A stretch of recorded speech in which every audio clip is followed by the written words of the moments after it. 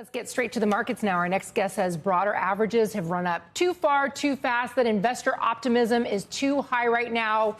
Bah, humbug. For more on that, let's bring in Sam Stovall, Chief Investment Strategist at CFRA Research. I don't know. What's not to like? You've got disinflation, you've got growth, you've got the prospect of rate cuts. What else do you want, Sam, in order to fuel the optimism? Well, good morning to you, Contessa. I think basically the market is being drawn higher, sort of like a tractor beam toward its all-time high.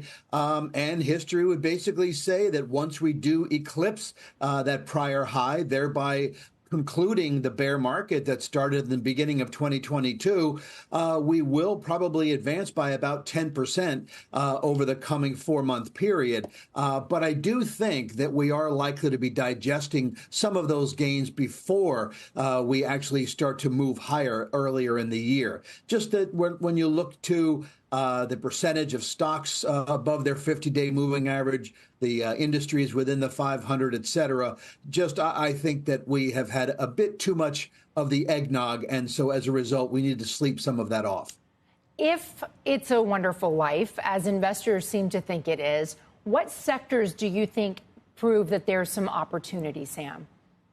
Well, I think that because we are expecting not to have a recession, that we do look for economic growth to continue in 2024. I'd be looking toward, in a sense, those also-rans, the groups like financials, like industrials that are seeing an improvement in their technical underpinnings. Our technical analysis arm, Lowry Research, has identified industrials and financials, also looking specifically at some of the banks as well as the brokerage firms in the financial area, diversified machinery, as well as building products in the industrial categories. So some good companies that are seeing both positives in terms of fundamentals and technicals behind it. Oh, okay, so you are pointing out regional banks especially. What about those unanticipated events? You know, they're hard to predict. They're hard to anticipate. Yes, well, certainly I think investors do need to look to those.